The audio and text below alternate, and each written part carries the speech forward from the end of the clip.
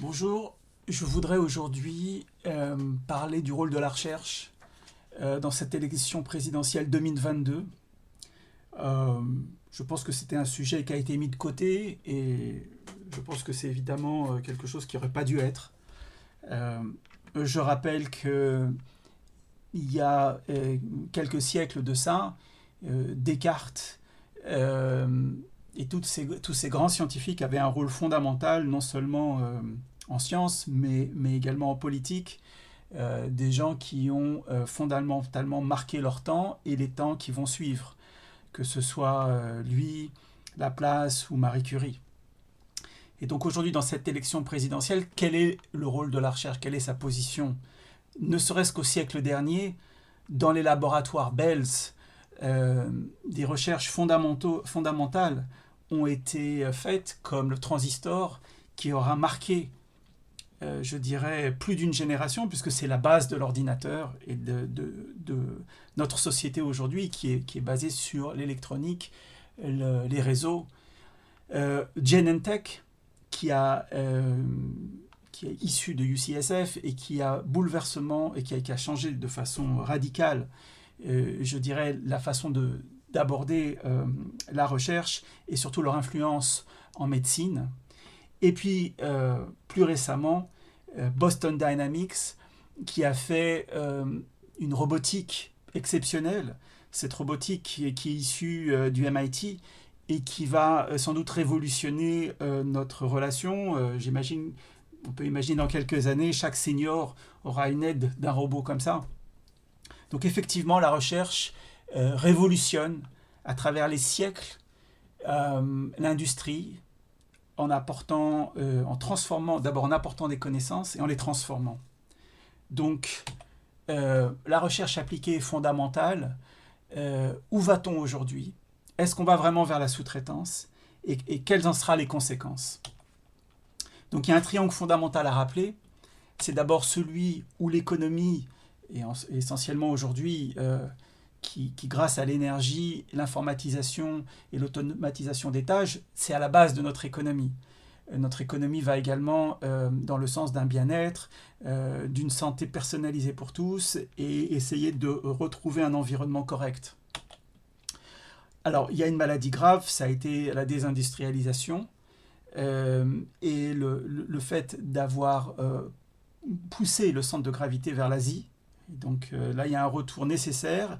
Et ce retour nécessaire, vers qui on se penche pour le faire, c'est vers les chercheurs pour créer un nouveau tissu industriel basé sur la science et la technologie et les startups. Alors évidemment, dans ce triangle, il y a l'éducation qui permet à chacun d'avoir un métier et surtout d'acquérir un savoir, voire de se reformer. Le problème, c'est que ce savoir, cette éducation, elle n'est pas nécessairement adaptée, elle est peu compétitive. Et elle ne crée pas nécessairement d'esprit indépendant chez les étudiants et encore moins l'esprit d'entrepreneuriat comme il y a dans les pays anglo-saxons. Et pour clore ce triangle, le dernier sommet, je dirais que c'est la recherche fondamentale et appliquée qui permet d'accroître le savoir et la technologie et qui a un lien direct avec l'éducation et évidemment avec l'économie. Donc le problème, c'est qu'aujourd'hui, cette recherche, elle est bureaucratique, elle est sans nécessairement vision du futur, et on va voir pourquoi.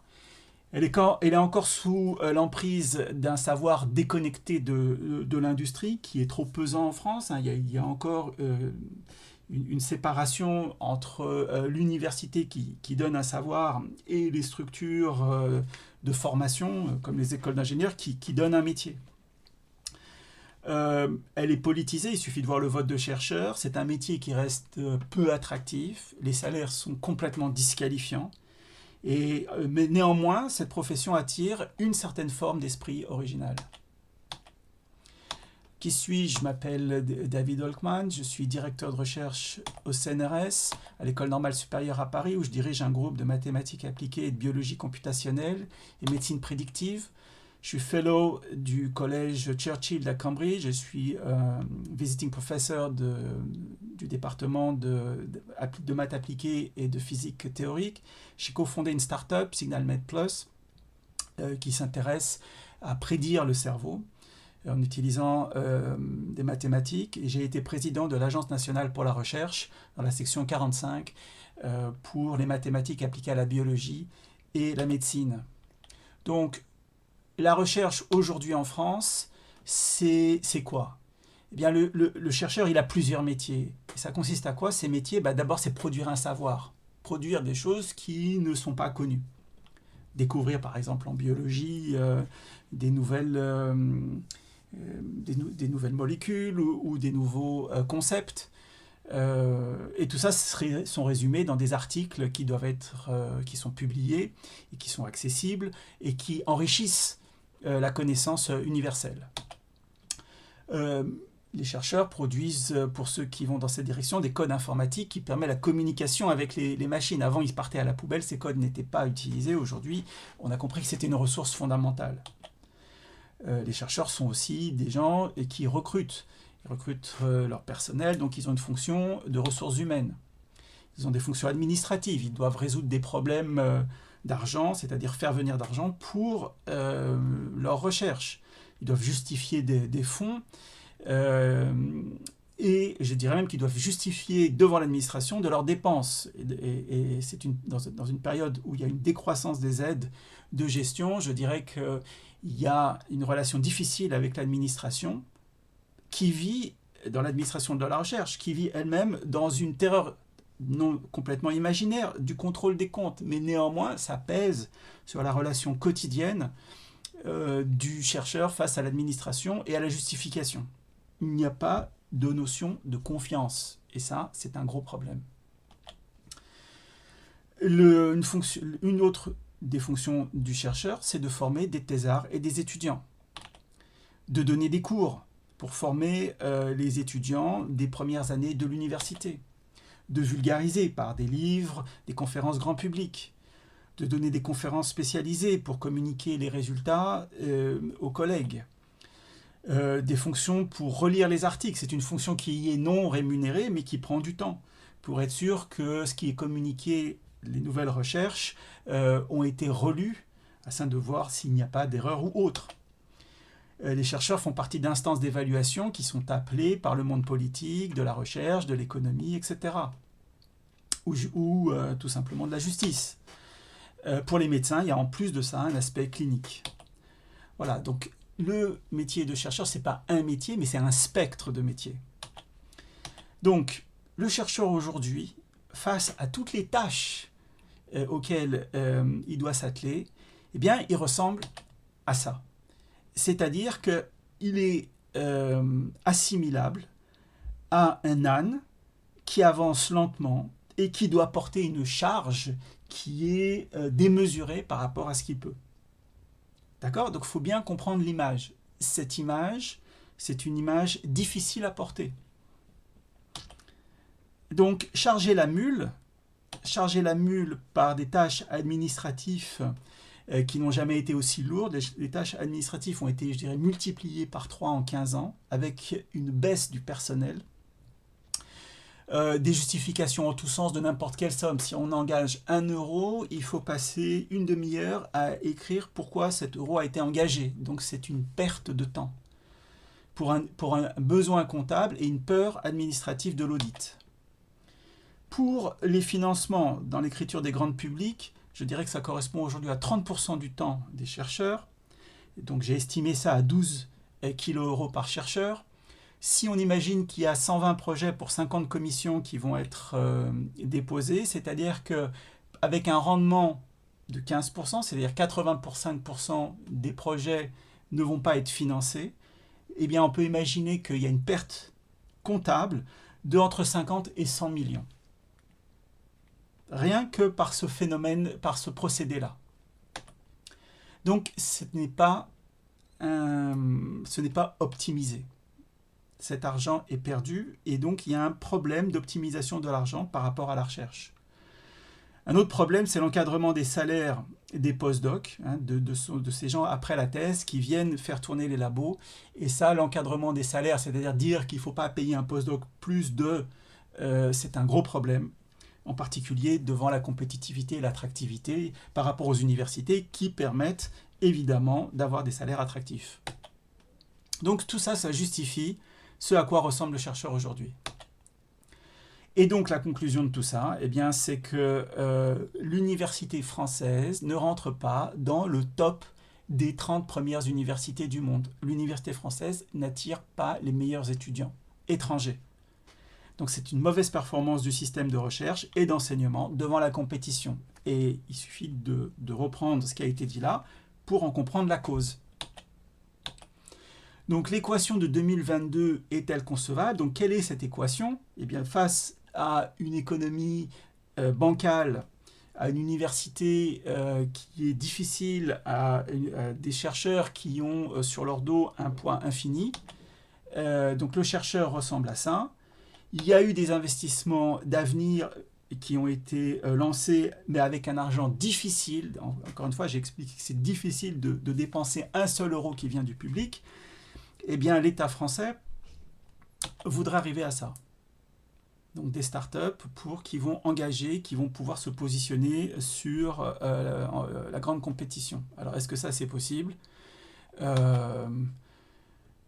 Est-ce que ça a même un sens? Et si oui, comment réussir cette transformation? Donc, je ne suis pas sûr que ce soit possible. Je vous ai expliqué pourquoi. Mais néanmoins, je voudrais donner quelques directions. Donc, de quoi avons-nous besoin pour réussir cette transformation? Est-ce que c'est purement illusoire et on a besoin, je dirais, d'un magicien ou d'une fée?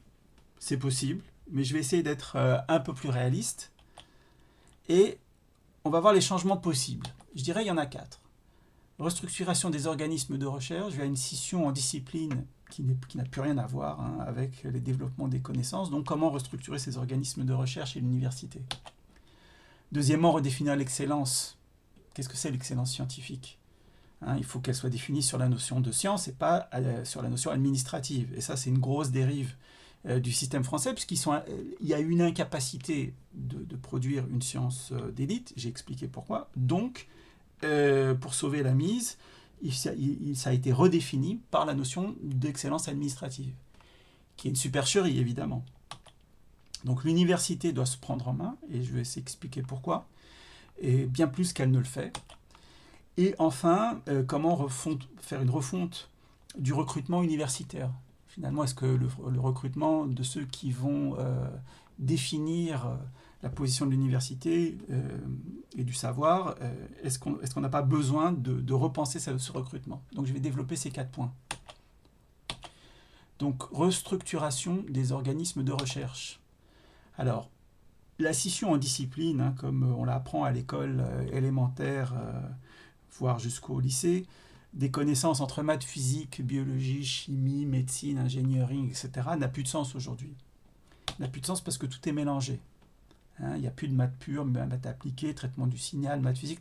Toutes ces disciplines sont en constante interaction. D'où le fait qu'on ne peut plus diviser des instituts dans ces disciplines, puisqu'aujourd'hui, les choses intéressantes, elles se font entre les disciplines. Donc promouvoir les gens par des gens qui appartiennent à une discipline, c'est une escroquerie. Ça revient à promouvoir les disciplines d'il y a 50 ans. Donc, conclusion, il faut repenser les structures qui sont propres à ce pays, comme le CNRS, l'INSERM, l'INRIA, et avoir des dirigeants issus du monde scientifique. Si on veut avoir ça, il faut qu'ils aient au moins une idée de ce que c'est que l'interdisciplinarité ou d'avoir développé des startups innovantes. On ne peut plus avoir des gens qui sont des administrateurs, des scientifiques qui ont été transmutés en administrateurs. C'est plus possible. Eux-mêmes sont dépassés par le développement exponentiel des relations qu'il y a entre ces disciplines et l'économie. Redéfinir l'excellence sur la base scientifique et non administrative. Ok, donc ça c'est un point fondamental. La promotion de transmuter des chercheurs en administrateurs a été plus que néfaste. C'est-à-dire que prendre des gens qui sont des scientifiques et les transformer en administrateurs les isole de la science elle-même. Et au bout de quelques années, ces gens sont incapables de retourner à la science. Et on sait aujourd'hui que ce ne sont pas eux qui prennent les décisions de la recherche, puisque chaque chef d'équipe a sa propre autonomie scientifique. Donc en fait, il gère Ils gèrent des tâches du quotidien qui n'ont rien à voir avec la recherche. Donc il s'agit de créer une nouvelle idéologie et limiter cette fonction d'administrateur. Ce n'est pas la peine d'aller dans cette direction-là, bien au contraire. C'est d'avoir des gens qui peuvent faire cette administration de façon limitée dans le temps et retourner à la recherche. Celui qui ramène trop d'argent aujourd'hui est mal considéré, donc ça c'est un problème égalitaire dans ce pays. Donc il faut changer cet état d'esprit et cette façon de gérer l'argent. Redéfinir la notion de gestion d'organisation, donc c'est ce que j'ai dit, les directeurs de centre ont perdu tout pouvoir scientifique, ils n'ont pas ils n'ont rien à dire puisque ce sont les chefs d'équipe qui définissent leur propre thème de recherche. Et ils sont souvent élus par défaut, c'est-à-dire que personne ne veut faire ce métier, donc ça c'est un problème. Donc la promotion scientifique, les promotions, elles doivent suivre le modèle anglo-saxon sous la forme de lettres de recommandation et comités adaptés et non prédéfinis. Donc il y a une perte de notion d'excellence, tiraillée par un modèle social égalitaire, imaginaire. On veut que il y ait quand les gens reçoivent ou quand il y a de l'argent est donné, on veut que ce soit à la fois bien éparpillé sur le territoire, homogénéisation par région, représentation de tous les thèmes et problème lié à la notion d'égalité des genres. Donc là, on a un gros problème qui est sorti ces dernières années. C'est qu'on veut autant de femmes que d'hommes, alors qu'on sait très bien que dans des disciplines, c'est juste pas raisonnable. En génétique, il y a 80% de femmes, en mathématiques, il y a 80% d'hommes. Donc voilà, là, il y a un vrai problème de dérive aujourd'hui, mais enfin, c'est pas que en sciences. L'université doit se prendre en main, bien plus qu'elle ne le fait. Ça veut dire quoi? C'est que les universités, on est loin des universités privées et de la puissance des universités privées américaines. Il y a trop de dépendance de l'État et là, il y a vraiment un effort à faire. Comme je l'ai dit plusieurs fois déjà, une administration trop pesante à tous les niveaux. L'administration universitaire, l'administration de justifier toutes nos dépenses tout le temps. C'est insupportable. La loi Pacte est ridicule. La loi Pacte, c'est ce qui permet aujourd'hui aux chercheurs, soi-disant, de pouvoir accéder au statut d'entrepreneur. En fait, ça ne donne pas de fonction aux chercheurs, c'est un statut de fonctionnaire. Et ce statut, évidemment, fondamental du chercheur, c'est un statut inadapté aux besoins de construction de l'économie des start-up. Donc là, c'est un début, cette loi, mais il faut vraiment la repenser de façon sérieuse. Chaque université devrait être attachée à un collège. Donc ça, c'est un concept que j'ai pris d'Angleterre. C'est il est temps de revaloriser le patrimoine français et surtout de donner au savoir un cadre qu'il mérite.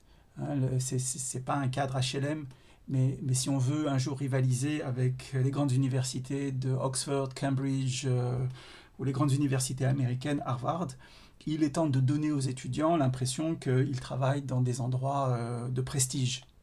Ce n'est pas le cas en France. Je pense qu'il faut continuer à encourager la générosité des fondations comme Bettencourt, Vuitton, LVMH, etc. pour financer et aider au financement de la recherche. C'est déjà très bien qu'il y ait ces fondations, il faut continuer et en avoir d'autres. Reformater la formation des étudiants, on a trop d'étudiants que je vois moi au niveau master qui ne sont pas proactifs, qui ne vont pas dans le sens de vouloir être des gens qui vont diriger et qui vont faire des entreprises innovantes.